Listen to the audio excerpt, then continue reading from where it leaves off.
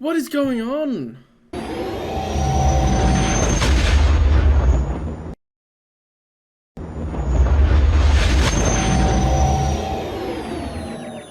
So, I was looking at the Star Wars The Old Republic soundtrack, especially now since they've released an official complete music of Star Wars The Old Republic playlist on YouTube.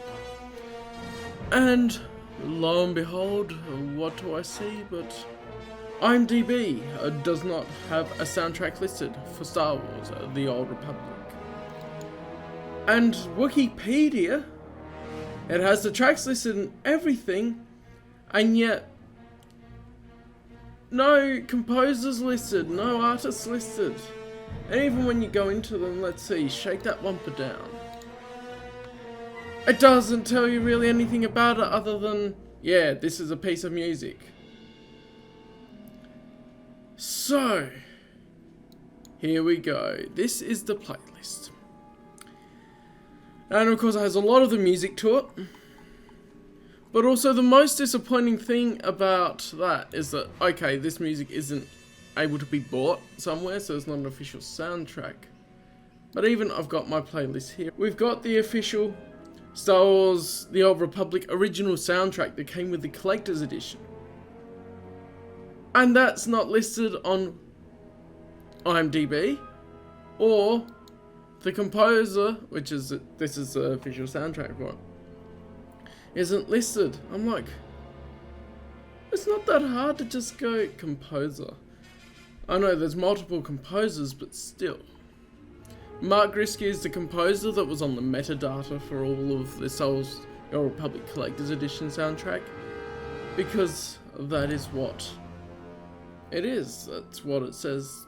And so I'm just like, cool, that had it. But when I was looking at the complete music of Star Wars The Old Republic, so you click the first one. Oh, I did forgot to like that one. It has the composers all listed on YouTube, easy to get at.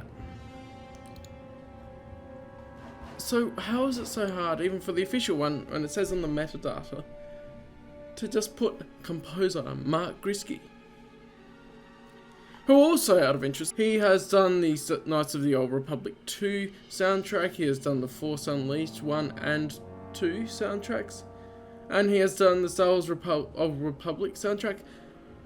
And then the thing for this is, look, get this right, nowhere had the information for this other than the YouTube. Now I know it's just released in 2020 and that, but it's like, give these composers a recognition that they deserve. And so that's what I'm doing by making a video about this. The Mandalorian Blockade, Mark Griskey, Wilbert Roget II, Gordy Harp, and Lenny Moore. And then a lot of the party types of ones, the Cantina jukebox ones, by Steve Kirk or Peter McConnell. Now this is music added in that's not in the collector's edition soundtrack, and that's why I've downloaded it and put it in the data. Now if I could pay for these, I would have. But for now, it's not released as an official soundtrack or anything that I can pay for. So either you listen to it on YouTube, or like me, you want to download it so you can access it. And listen to it without having the YouTube app always open on your phone. There's Gerald Emerson Johnson, who's done that that slippery little hut of mine, and credits where credits are due, so a couple of the other good ones. Jesse Harlin has done a bunch of them, and basically just these guys need recognition for the great work they've done. This is music from the original, going from number 1 until I think it was around here where Corellia, the Siege of Alderaan is, and then it goes to McCabe, which is a Rise of the Hutt Cartel one. But all these 28 tracks are from the original part of the game that was first released in 2011, and there's all these different composers mixed in. Mark Griskey is my favourite composer from the video games, and so I thought he's worth mentioning a bit more to say he's actually done this stuff, and yet he's still not getting recognition for the Old Republic, or the music at least isn't easy to find who composed it. Now, then you enter the other bits and pieces. you get a lot of the other composers coming in for the expansions, which is interesting. But Griskey did do some of the stuff for the latest expansions, so like we've got ones from Reclaiming the Throne, which is Knights of the Eternal Throne, or I think, or Knights of the Fallen Empire, one of them. The more recent expansions and all that good stuff. So I thought it'd be good to just do a quick video highlighting that we should give recognition to the composers of these great pieces of music. I love them.